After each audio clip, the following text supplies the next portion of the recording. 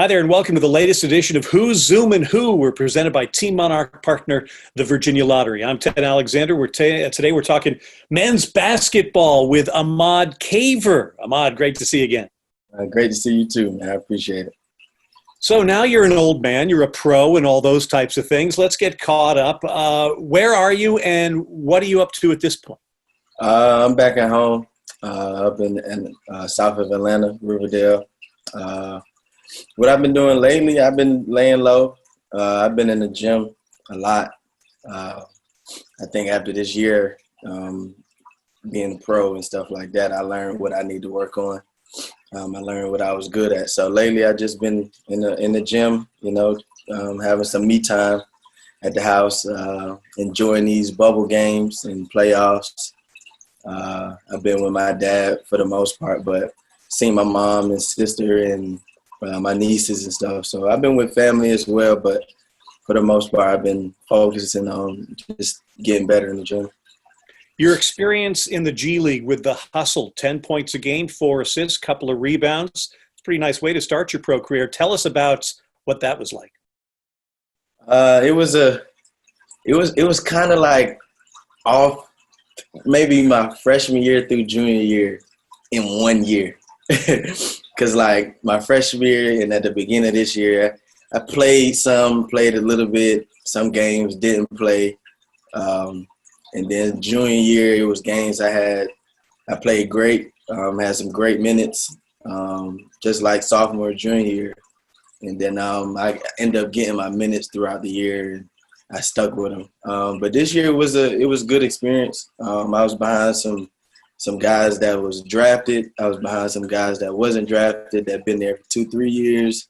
I was also there with people that was their first year too. So I think I had a good experience. I guess I figured out the ins and outs of being a pro, trying to get a routine and taking care of my body and just knowing, how to carry yourself around when you looked at 24/7 basically. So I met some good guys, some great teammates that I probably have a relationship for a while. Coaches was great. They told me what I needed to do. They always tried to help me out. I still keep in contact with majority of them. But this year was fun. I think I got better. Coming from Old Dominion, a highly decorated Monarch, what were you good at in the pros instantly, and what did you instantly have to learn? What I was good at, just my decision making. I feel like my IQ has always been a little higher than the average. So I think once I figured out the speed and the coverages that teams have, I got comfortable.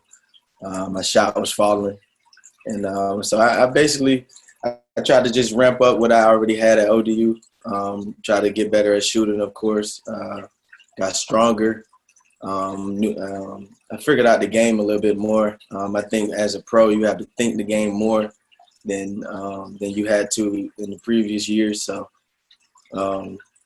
yeah, I was good at, just finding a way to get my teammates the ball, scoring areas, trying to make the right play. And then my defense was still pretty good this year. So I tried to make my mark when I first got some minutes, just on the defensive side, try to get some steals, try to learn the coverages. So I think that I was good at. But what I had to get used to was the speed and the height and just the space. There's so much space out there when you're on offense. So when you're on defense, you kind of at times alone playing one-on-one defense. So I feel like just the space and the speed is what I had to get used to. In the G League, everybody has the same dream to get to the NBA. Is it hard to keep a team focus when you realize each individual is being judged with each individual play, or is it just you go out there and ball and show them what you can do as a teammate? I feel like if I was probably with any other team, it might have been hard to do that. But with our coaching staff that we had, that's all we preached was, if the team success is going to bring individual success. So if we are playing the right way, playing to win, and still showing our abilities on the court, that we're going to be seen. So I feel like that's what we did this year. I feel like I still stuck with team first. I feel like that's just the right way to play. If winning basketball is always the right way to play to me. So I did what the coach asked me to do. I feel like at times I stepped up and maybe I was a better scorer at this time, or a better playmaker, or a better defender at one point in the game. But at the end of the day, it was always team first with us. We know the NBA's wrapping up the playoffs in the bubble. What is next for you? What's the schedule look like? What's the timeline look like? It's kind of rough because, with all the COVID happening and so many stuff that had been put on hold. So I got invited with the Grizzlies to come to Summer League this past summer, but I don't really know if they're going to have that.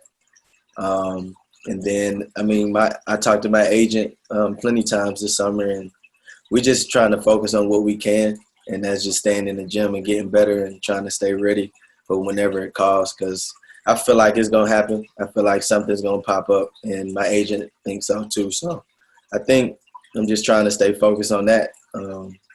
It's so much stuff that we don't really know what's going to happen in the next month or next week. So I'm just trying to stay with a clear head, stay in the gym, trying to stay safe, and that's really it. You bring up a good point with keeping the clear head, because so many things can jump in there during these very unique times. Is there anything special that you do to keep yourself in the right frame of mind? Honestly, the gym is probably the thing that keeps me going. And then seeing the playoff basketball and seeing some of your friends that's playing and seeing some of the guys you played with or played against, and you see their success that they've been having. And that gives you a little bit more motivation just to stay in the gym. Because I know it's tough times right now, but they're not going to always stay tough. Something's going to happen. Something's going to jump. So that's the only thing I've been really doing. I've been with my dad. I started doing a little streaming with the video games and stuff like that. So I'm trying to deepen, just some hobbies. But other than that, I've been just trying to stay level-headed and keep grinding. As you have all these time for your own thoughts and as you're continuing your professional career, when you think about Old Dominion, what are the thoughts that pop into your head? Man, it's so many memories, man. Believe it or not, probably a couple of days ago, I watched the championship game in the tournament, or just any game, VCU my senior year, or Richmond, or my whole senior year was just a crazy year, in a good way, because we had a bunch of young players, and it was some teams that I haven't beaten yet. So it was trying to make sure they understand that I want to beat these certain teams, and it actually happening, and then the way we won in tournament. So it's so many memories that come back to me. I still remember games from freshman year, being behind Trey, and then sophomore year with Trey Porter and Tally and Brandon. So I got so many memories that pop up that I think about daily. Well, you created a number of memories for Monarch Nation. We're pulling for you as your career continues. Ahmad Caver, thanks for the time here today. I appreciate that. Thank you. Who's Zoomin' Who with men's basketball star Ahmad Caver, presented by Team Monarch partner, the Virginia Lottery.